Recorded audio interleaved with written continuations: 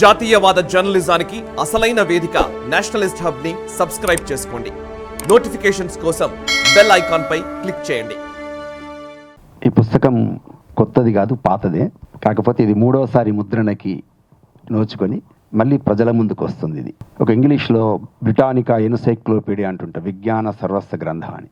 దీన్ని మనం ఏమనొచ్చు అంటే సౌజన్యమూర్తుల సర్వస్వ గ్రంథం. ఇది ఒకే పుస్తకంలో కాశ్మీర్ నుంచి కన్యాకుమారి వరకు మనం ఎవరిని కావాలనుకుంటే, ఎవరి గురించి మాట్లాడాలనుకుంటే, ఎవరి మధ్య చర్చించాలనుకుంటే అందరి యొక్క ఆలోచనలు, అందరి యొక్క ఆచరణ సంబంధించిన అంశాలన్నీ పొందుపరిచినటువంటి పుస్తకం ఇది. నాకు తెలిసినంత వరకు అసలు ఈ పుస్తకం, ఇటువంటి పుస్తకం ఈవెన్ హిందీలో కానీ, ఇంగ్లీష్లో కానీ, తెలుగులో కానీ రాలేదు. అటువంటి సాహసానికి ఒడిగట్టినటువంటి వారు డాక్టర్ భాస్కరయ్య గారు. దీన్ని 344 పేజీలు చేశారు. దీన్ని 1000 పేజీలైనా 2000 పేజీలైనా రాయగలరు వారు.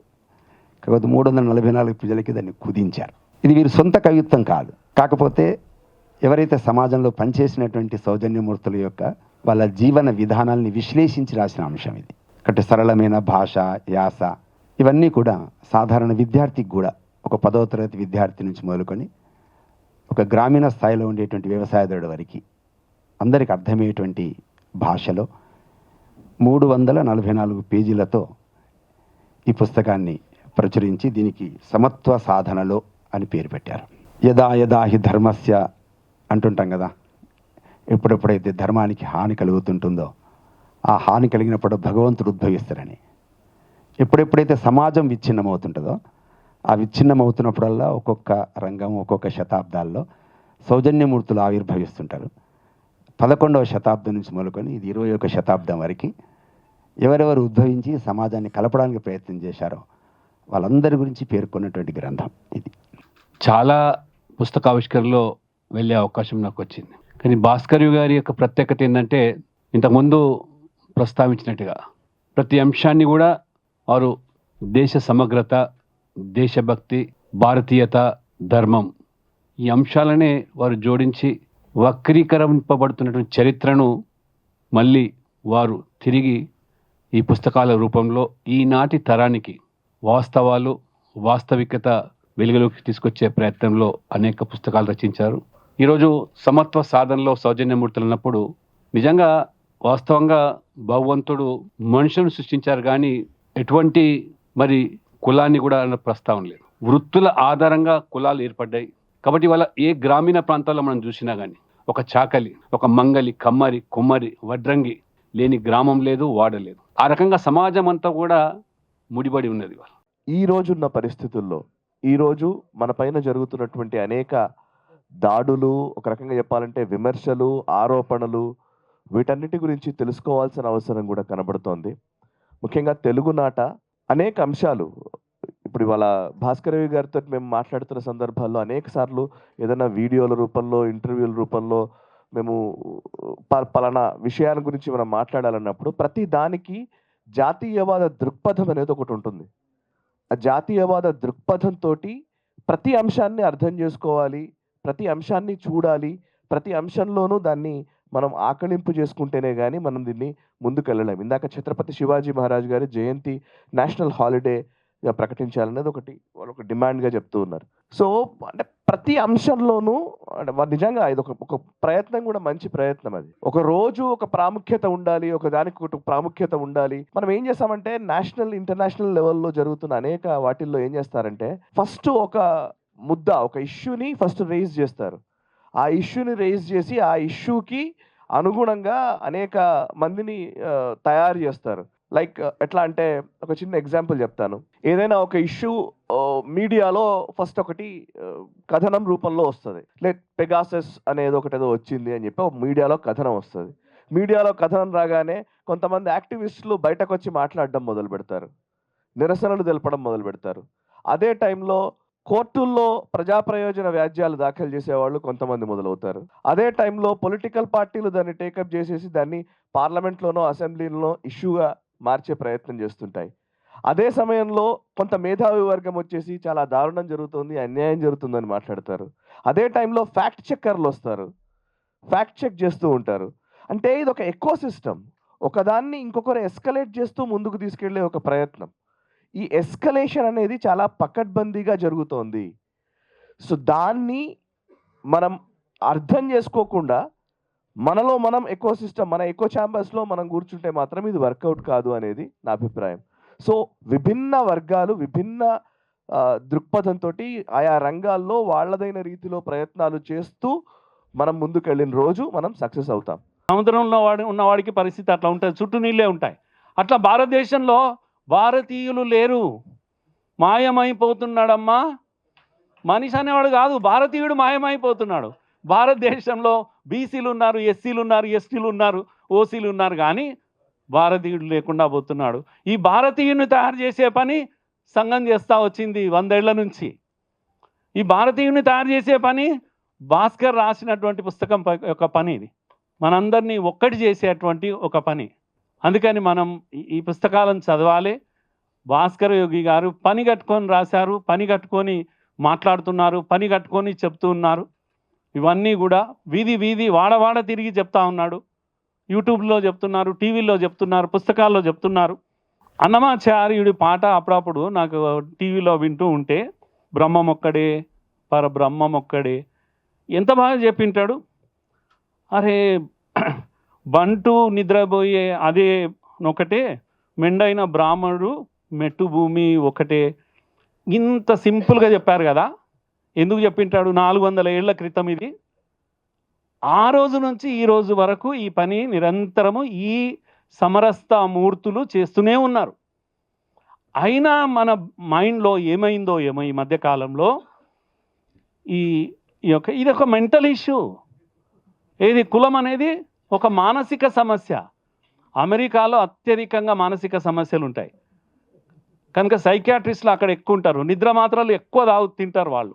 భారతదేశంలో తక్కువ తింటారు నిద్ర మాత్రలు, ఎందుకంటే నిద్ర మస్తు వస్తుంటుంది మనకు, కనుక మనకు ఆ ప్రాబ్లం లేదు. కానీ మానసిక ప్రాబ్లం లేదా అంటే మనకు కూడా ఉంది. ఈ కులం అనే మానసిక సమస్య మనల్ని పీడిస్తూ ఉంది. భారతదేశంలో కులం అనేటటువంటిది దాని యొక్క వికృత రూపం అప్పుడప్పుడు మనకు కనిపిస్తుంటుంది, దాని యొక్క విశ్వరూపం మనకు అప్పుడప్పుడు కనిపిస్తుంటుంది, దాని యొక్క సౌమ్య రూపం అప్పుడప్పుడు మనకు కనిపిస్తుంటుంది. సౌమ్య రూపం ఎక్కడ కనిపిస్తుంది అంటే, ఓ కుల సంఘం ఒక ఆయన పెట్టుకొని కొంతమంది పేదవాళ్ళకు పుస్తకాలు పంచుతుంటాడు, ఒక హాస్టల్ నిర్మాణం చేస్తారు, లేకపోతే దుప్పట్లు పంచుతారు, ఇంకేదో సేవ చేస్తారు. అది సౌమ్య రూపం. విశ్వరూపం ఏమిటంటే, నేను పలానా కులం నుంచి లీడర్గా ఎదగాలి కాబట్టి ఏ నిజాం కాలేజ్ గ్రౌండ్లను పెరడ్ గ్రౌండ్స్లో ఒక పెద్ద మీటింగ్ పెట్టి ఆ మీటింగ్లో తన కులం బలాన్నంతా చూపించుకొని, వికృత రూపం ఏంటంటే ఈ కులం అనేటటువంటిది ఆధారం చేసుకొని ఇతరుల పైన ద్వేషాన్ని వెళ్ళగక్కేటటువంటి ఒక ఎకోసిస్టమ్ డెవలప్ చేయడం అనేటటువంటి వికృత రూపం. ఆ వికృత రూపమే ఇవాళ భారతదేశంలో భయంకరంగా ఉంది. అయితే అది ప్రస్తుతానికి ఈ మోదీ అనేటటువంటి ఒక ఆయన పెద్ద ఆయన కర్ర పట్టుకొని నిలబడ్డందుకు అంతా అది మౌనంగా ఏమి చేయలేక లోపలనే కుములుతూ ఒక సీసాల బంధించిన దయ్యం లాగా లోపల ఉంది. అది ఆయన పదవిలోకి దిగిపోయిన ఈ జాతీయవాద ప్రభుత్వం పోతే ఒకటే నిమిషంలో దానికి సంబంధించిన ఎర్రబేతాళులంతా బయటకు వచ్చి మంత్రం వేసి దాన్ని బయటికి తీస్తారు, తీసి మళ్ళీ ఈ దేశం మీద వదిలేస్తారు. అయితే నిజానికి ఈ దేశంలో కులం అనగానే ఒక 2 భావనలు అందరి హృదయంలో ఉన్నాయి. ఒకటేమిటంటే అణచివేత అనేటటువంటిది ఒకవైపు వినిపిస్తుంటుంది. రెండవది అణచివేసిన వాళ్ళ మీద యుద్ధం చేద్దామనేటటువంటి ఒక విద్వేష భావన ఒకవైపు కనిపిస్తుంటుంది. ఈ 2 కాకుండా ఒక సమన్వయవాదంతో ఈ దేశంలో అన్ని కులాలను ఒక పూలదండలో పూలు ఎట్లయితే అందమైనటువంటి పూలను రంగురంగులను పూలను కూర్చి లోపల ఉండేటటువంటి దారం ఎట్లా ముడివేస్తుందో ఆ అందమైన పూలన్నింటిని దండగా మార్చుతుందో అలా మార్చేటటువంటి ఒక సమన్వయవాదము జాతీయ భావం పేరుతో ఆధ్యాత్మిక వాదం పేరుతో ఈ దేశంలో వేల సంవత్సరాల నుంచి జరిగినటువంటి ఒక విప్లవం. అది ఒక రకంగా చెప్పాలంటే దాని గురించి ఎవరూ మాట్లాడరు. భాస్కర్ గారు వ్యక్తిగతంగా నాకు చాలా ఆరాధనీయుడు. అదే కాకుండా ఈ పుస్తకం నన్ను ప్రతి దాంట్లో కూడా అంటే ఒకసారి నంబుద్రిపాదు దాస్ క్యాపిటల్ను శంకర్ అద్వైతాన్ని 2 చేతులు పట్టుకొని వస్తానని చెప్పి మాట్లాడినాడు. భారతదేశం అంటే కుల వ్యవస్థ అనేది ఇప్పుడు అనుకున్నట్టు అప్పుడు లేదు. కానీ లేకుంటే మడేలు మదారయ్య కానీ లేకుంటే రామానుజాచార్యుడు ధనుర్దాసును కీర్తించడం కానీ చండాలుడు శంకరుని చండాల వందనం అవన్నీ వాటిలోని లోతుల్లోకి పోయి విశ్లేషించే అవకాశం లేదు. కానీ భాస్కర్ ఇలాంటి మహాత్ములు చెప్పిందని గ్రామాల్లో తినటంలో నేను చూసినాను. ఇమ్మడి చంద్రయ్య గారి ద్వారా లేకుంటే మా నాన్నగారి ద్వారా వీరి పరంపర పట్ల దేశీయ సామ్యవాది నేను పక్క, అందులో ఏ సందేహం లేదు. ఏ అసమత్వాన్ని అంటే ఆత్మావతి సర్వభూతాన్ని కానీ వీసే గాలి మోసే నేల పొంగే గంగ పొద్దు నింగి ఐదింటి రూపం ఈ గూటి దీపమైన ఈ అనంత విశ్వంలో స్థావర జంగమాత్మక జగత్తులు ఉచ్చ నీచ ఏది ఉన్నతం నిమోన్నతం లేకుండా అంతా ఏ ప్రపంచంలో లేకుండా ఉన్న ఒక నిజమైన భారతీయ ఆధ్యాత్మిక తత్వంలోని బౌద్ధ జైన సాంఖ్య అమనస్క మహోన్నతమైన యోగ సాంప్రదాయాల పరంపర నుంచి చాలా ఇట్లాంటి సంక్లిష్టమైన విషయాలు సులభంగా అర్థం చేయించిన అతి పెద్ద ఆయనతో పరిచయాల్లో గంట ఫోన్ ద్వారా నాకు అనేక సార్లు వీటిని చాలా చాలా లోతైన పండితులు వారు, అన్నిటికంటే సాధనతో సాత్వికమైన ఆధ్యాత్మిక సాధనలో ఉన్నవారు. అది మా కుటుంబానికి తెలుసు. భాస్కర్ గారు వ్యక్తిగతంగా నాకు చాలా ఆరాధనీయుడు. అదే కాకుండా ఈ పుస్తకం నన్ను ప్రతి దాంట్లో కూడా ఒకసారి నంబుద్రిపాదు దాస్ క్యాపిటల్ను శంకర్ అద్వైతాన్ని 2 చేతులు పట్టుకుని వస్తానని చెప్పి మాట్లాడినాడు. భారతదేశం అంటే కుల వ్యవస్థ అనేది ఇప్పుడు అనుకున్నట్టు అప్పుడు లేదు.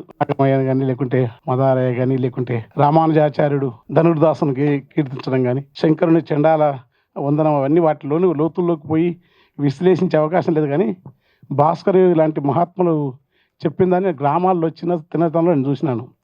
ఇమ్మడి చంద్రయ్య గారి ద్వారా లేకుంటే మా నాన్నగారి ద్వారా వీరి పరంపర పట్ల దేశీయ సామ్యవాది నేను పక్క, అందులో ఏ సందేహం లేదు. ఏ అసమత్వాన్ని అంటే ఆత్మావతి సర్వభూతాన్ని కానీ వీసే గాలి మోసే నేల పొంగే గంగ పొద్దు నింగి ఐదింటి రూపం ఈ గూటి దీపమైన ఈ అనంత విశ్వంలో స్థావర జంగమాత్మక జగత్తులు ఉచ్చ నీచ ఏది ఉన్నతం నిమోన్నతం లేకుండా అంతా ఏ ప్రపంచంలో లేకుండా ఉన్న ఒక నిజమైన భారతీయ ఆధ్యాత్మిక తత్వంలోని బౌద్ధ జైన సాంఖ్య అమనస్క మహోన్నతమైన యోగ సాంప్రదాయాల పరంపర నుంచి చాలా ఇట్లాంటి సంక్లిష్టమైన విషయాలు సులభంగా అర్థం చేయించిన ఆయనతో పరిచయాల్లో గంట ఫోన్ ద్వారా నాకు అనేక సార్లు వీటిని చాలా చాలా లోతైన పండితులు వారు, అన్నిటికంటే సాధనతో సాత్వికమైన ఆధ్యాత్మిక సాధనలో ఉన్నవారు. అది మా కుటుంబానికి తెలుసు. అందుకని నేను ఖచ్చితంగా ఒప్పుకోవాల్సి వచ్చింది. రావటం ఈ పుస్తకంలో కూడా అంబేద్కర్ ఒకవైపు, పూలే ఒకవైపు, తర్వాత శంకరాచార్యుడు, తర్వాత బసవేశ్వరుడు, బుద్ధ భగవానుడు. ఎందుకంటే నేను ఎప్పుడు బుద్ధ భగవానుడు అని చెప్తా. శివానందమూర్తి గారు కూడా అదే మాట్లాడారు. వారి ఆ భావజాలం ఏదైనా బుద్ధుడిని మాత్రం నేను భగవంతుని ఆరాధిస్తా. అంత తాత్వికమైన చింత బుద్ధ భగవానుడు అనే మాట.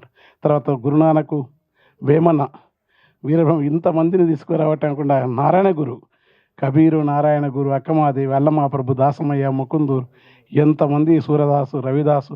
ఈ భారతీయ తత్వంలో కులం అనేది మనం చెప్తున్నట్టుగా లేదు. ఎంత దుర్మార్గంగా ఆయా వర్గాల నుంచి పై వర్గాలని చెప్పుకునే వాళ్ళది ఉందో అక్కడి నుంచే దాన్ని వ్యతిరేకించిన వాళ్ళు ఉన్నారు. అది వేల సంవత్సరాలుగా దానికి వ్యతిరేకంగా పోరాటాలు జరుగుతూ ఉన్నది. ఆ సమరసత భావం రావాలనేది నేను చాలా కాలంగా వీటిని నమ్ముతున్నా. దానికి ఈ పుస్తకం చదివిన తర్వాత నా వాదనకు కొంత బలం చేకూర్చింది. అలాంటి కాకుండా వారు ఒక గొప్ప కవి, తర్వాత దార్శనికుడు, స్పష్టమైన దేశీయ జాతీయ దృక్పథం ఉన్న ఆయన కోవెల సుప్రసన్నాచార్య అంటే ఒక భావజాలానికి నీవు నమ్మటం కానీ దాన్ని నమ్మి ఆచరించడం కానీ తప్పు కాదు. ఎందుకంటే ప్రపంచంలో వివిధ మార్గాలు ఉంటాయి.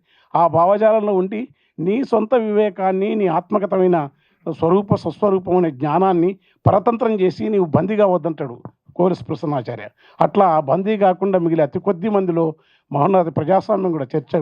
అలాంటి నుంచే భారతీయ తత్వం కానీ సమాజంలో ప్రపంచ తత్వశాస్త్రానికి గ్రీకు తత్వశాస్త్రం కంటే మిగతా అన్ని తత్వశాస్త్రం నీసే గీసే అందరికంటే కూడా ప్రాగ్మెటిజం కంటే కూడా మార్క్స్, మైకెల్, రూతి, బెంతా అందరికంటే భారతీయ తత్వశాస్త్రమే బుద్ధుడి నుంచి మొదలుకొని మన ఉపనిషత్తుకర్తల నుంచి గొప్ప తాత్వికమైన దర్శనం జరుగుతుంది. ఆ అపరతంత్రం కాకుండా ఉన్నదున్నట్టు అంగీకరిస్తే వీరశైవ బసవేశ్వరరాడు, అక్కమాదేవి రాడు, అల్లమా ప్రభు రాడు, దాసమయ్య రాడు. ఇవాళ ఒక మహోన్నతమైన పీఠాల మధ్యనే చర్చలు చేసే స్థితి భారతదేశ ప్రజాస్వామ్యానికి ఉన్న ఒక తాత్విక దర్శనం. అలాంటి తాత్విక దర్శనానికి ప్రతినిధిగానే ఉండకుండా మాటల ద్వారా, చేతుల ద్వారా తాను నమ్మిన దాన్ని ఎక్కడ ఖండించాలని అక్కడ ఎక్కడ రాజీపడకుండా చెప్తూనే దయ, కరుణ, జాలి, మానవీయ తత్వాన్ని ఈ ప్రపంచం నిలపడానికి కోసం ప్రయత్నిస్తున్న ఒక మహోన్నతమైన భాస్కర్ గారి ఇష్టం నాకు అది చెప్పడానికి బహిరంగ కూడా ప్రకటించగలను. ఎందుకంటే నేను ఆయన దగ్గర చూసిన, అట్లనే కాకుండా వారి నుంచి చాలా నేర్చుకున్నా కూడా. నేను కొంత మా ఫాదర్లో చదువుకున్నాను, కానీ ఆ నేర్చుకోవడానికి ఏ విషయం తీసుకొని రాజకీయ అన్ని ఎన్సైక్లోపీడియా 10 సంవత్సరాల్లో వారిని దగ్గర గమనించడం 30 ఏళ్ళ నుంచి ఎవరు పరిచయం చేయలే, భగవంతుడే తనని నాకు పరిచయం చేసినట్టు అనుకుంటాను. తర్వాత ఈ అంటరాని తనం, ఈ కుల స్వభావం, ఈ దుర్మార్గం పోవడం కోసం అనేక దారులు ఉన్నాయి. ఏ దారి సరి, ఏది శాశ్వతం, ఏది వాస్తవం, ఏది అవాస్తవం, ప్రతిదీ పరస్పర ఆధారపూరితంగా ఉంటున్న అభినవ గుప్తుడో బుద్ధుడో శూన్యవాదము, కానీ అనేక వాదాల నుంచే ఇప్పటికీ మనకు సత్యం బయటపడుతుంది. సత్యం కోసం ఈ తాపత్రయం, సత్యం కోసం, భావం కోసం ఏదైనా అంకిత భావంతో నిర్భీతిగా లోకంలో ఈ అపసవ్య విధానాలు ఏవైతున్నావో వాటన్నిటి పట్ల ఒక తాత్వికమైన దర్శనంతో ఉన్న మహనీయులు, వీళ్ళందరి పేర్లు చూస్తే కండ్ల నీళ్ళు వస్తే లాంటి వాళ్ళ ఈ పుణ్యమూర్తులు, వీళ్ళను చరిత్ర నిర్మించుకోవాలి. అంబేద్కర్ గారితో పాటుగా వీళ్ళందరినీ కూడా రాసి ఈ జాతికి ఒక మహోన్నతమైన కావ్యాన్ని, పుస్తకాన్ని ఇచ్చిన సమత్వ సమలే సౌజన్యమూర్తుల మార్గం సత్యవంతమైన నమ్ముతూ భాస్కర్ గారికి శిరస్సు వంచి ప్రణామం చేస్తూ సెలవు తీసుకుంటాను. Thank you. ఈ వీడియో మీకు నచ్చినట్టయితే లైక్ చేయండి, 10 మందికి షేర్ చేయండి. అలాగే కామెంట్ల రూపంలో మీ అభిప్రాయాలను మాతో పంచుకోండి. Nationalist hub group of channels ను సబ్స్క్రైబ్ చేసుకుని తెలుగునాట జాతీయవాద జర్నలిజాన్ని ప్రోత్సహించండి. ఈ వీడియో కింద ఉన్న బెల్ ఐకాన్ పై క్లిక్ చేయడం మర్చిపోవద్దు.